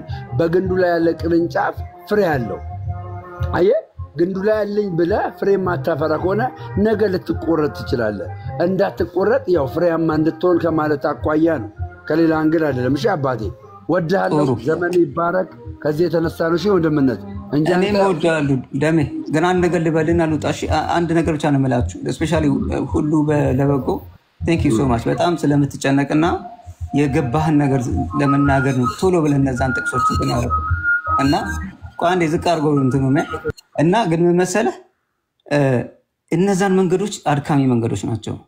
በዛ አድካሚ መንገድ ውስጥ ግን መዳንን እርግጠኛ ሆነ ነው መሄድ አለብህ። እሺ እርግጠኛ ሳትሆን እነዛን መንገዶች እንዳትጓዝ። አሁን ያልካቸውን አድካሚ መንገዶች ሁላችንም የምንሄድባቸው መንገዶች ናቸው። አንዳንድ ቦታ ሐዋርያ ጳውሎስ ላይ እንዳይክዱ ራሱ እንትን ይላቸው ነበር። ነገር ግን በዛ አድካሚ መንገድ ውስጥ ግን ድነትን እርግጠኛ ሆነ ነው መሄድ ያለብህ። ያንን መንገድ ልፈልጌ ነው። እባካችሁ ድነታችሁን እርግጠኛ ሆናችሁ እነዛን መንገዶች ሂዱ። ቅድም የነገርከን መንገዶች ማለት ነው። አድካሚዎቹን ከቅዱሳን የሄዱትን መንገድ ሂድ፣ ግን እርግጠኛ ሆነ። ማነው ያልሄደው? የተጠራጠርክ እንዳትሄድ። ተባረኩ። ደህና ደርሽ። ወዳችሁ። ማነው ያልሄደው? ማነው ያልሄደው? ልክ አይደለም እኮ የሰጠው መመከር።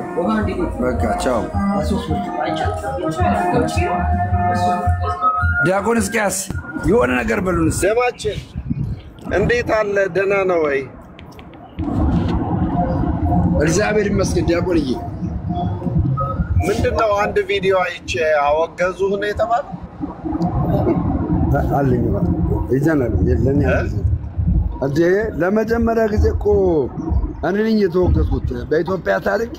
ለመጀመሪያ ጊዜ ከቤተክርስቲያን ኦርቶዶክስ ሆነ ታሪክ የተወገዝኩት እኔ ነኝ ለመጀመሪያ ጊዜ።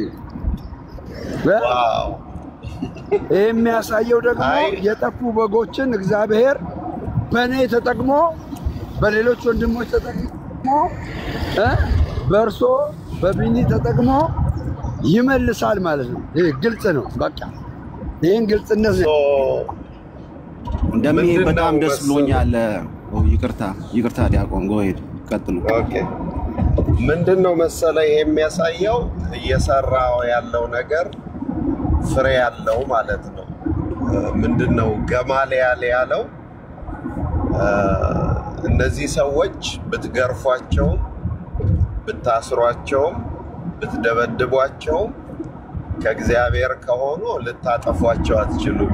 ይሁዳም ቴዎዳስም ተነስተው ነበረ ሰዎች አስከትለው፣ ግን ከእግዚአብሔር ስላልነበሩ ጠፉ።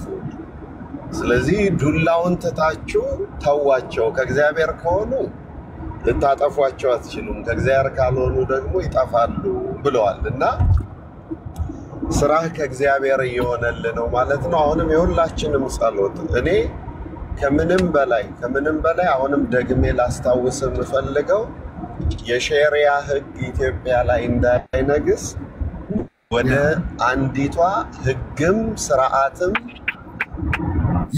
ወደ ተከበረላት ቤተክርስቲያን ኢየሱስ ክርስቶስ ራሷ ወደ ሆነላት ወደዚህ ቤተክርስቲያን ነው መግባት ያለበት። አሁን እንኳን በሰሞኑ አይተ ከሆነ በብፁዕ አቡነ ገብርኤል ቤተክርስቲያን የራሷን ስርዓት ስታደርግ እነ ጌርሳም ሌሎቹም ተነስተው የቁም እስረኛ ያደረጓቸው። በእኛ ቤት የቁም እስረኛ የሚባል የለም።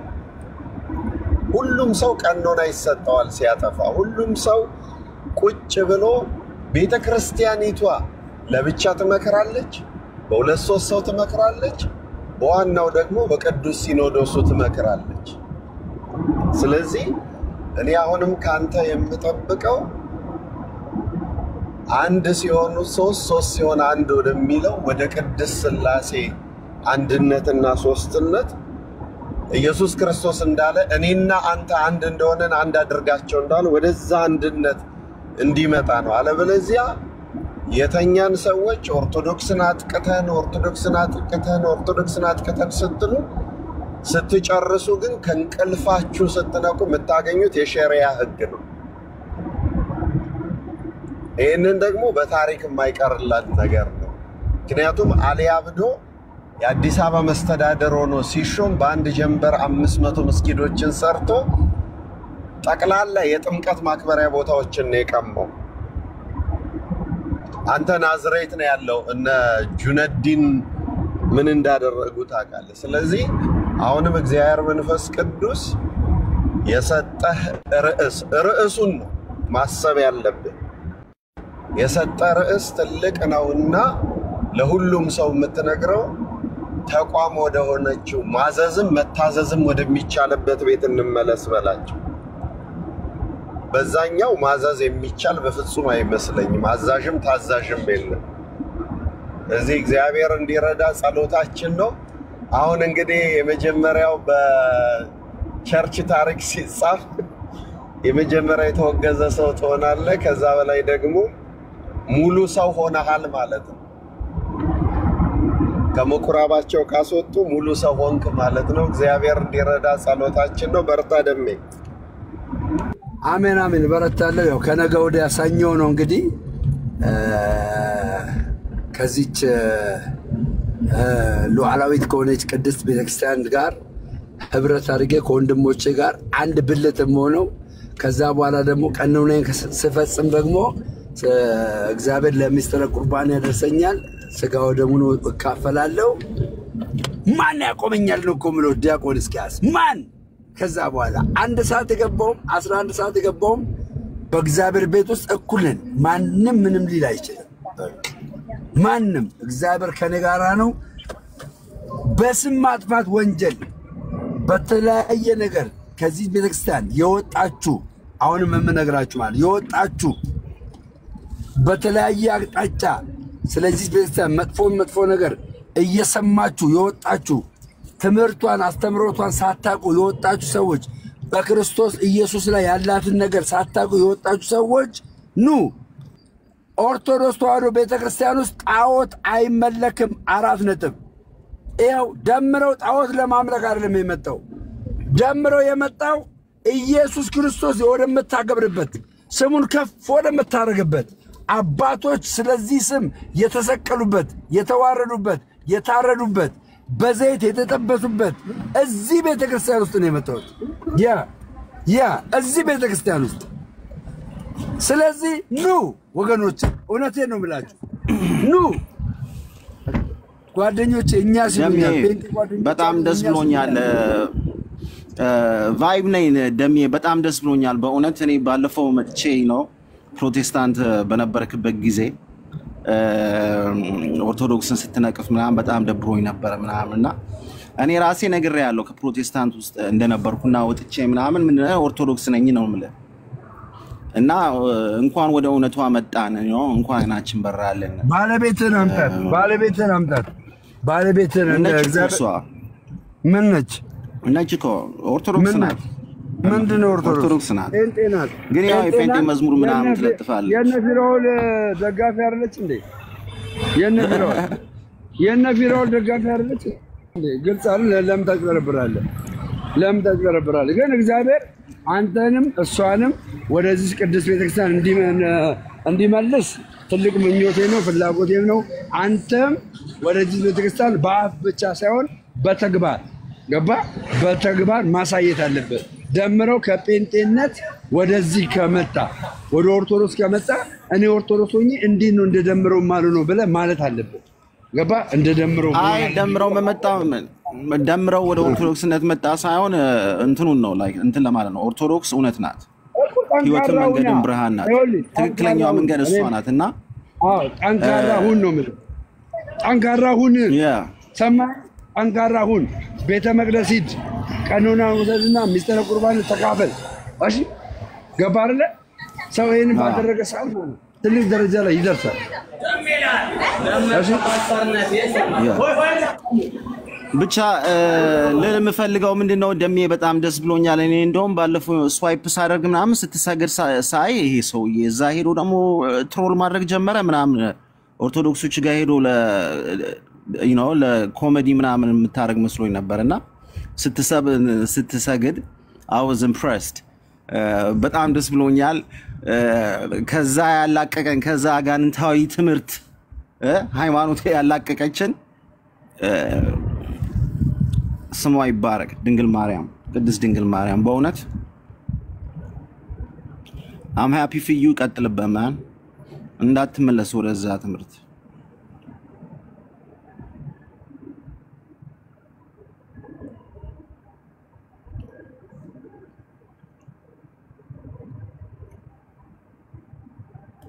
ይሄ ፖለቲካ አይደለም it's fact እውነት ነው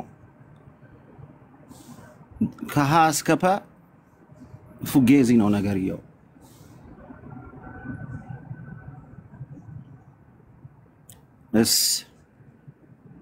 ከእግዚአብሔር ዓለም ይሄ ሌላ ነገር ነውና ሌሎቻችሁም በፒያኖ ስሜትና በሲንተሳይዘር ሆናችሁ ዲፕ በዛ እንትን ሂፕኖሲስ የተደረጋችሁ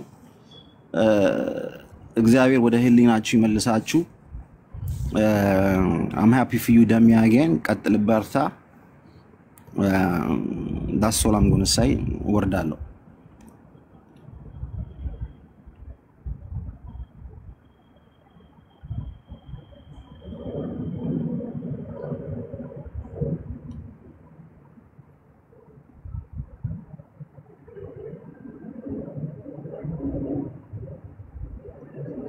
ግን ደግሞ ጥያቄ አለኝ በርታ ኦኬ እሺ ቀጥል ጥያቄ አይ ኖ ያን የወሰድከውን ዲግሪውን እኮ በቃ እንትን ሆነ ከንቱ ሆነ ማለት ነው የሆነ ፓስል ሊደርሺፕ ምናምን አቃጥሎ እንደውም ማን የዛኔ ነው በስነ ስርዓት ኦርቶዶክስ መሆንን ማምነው አስወር ያን ዲግሪ የሰጡን አቃጥለው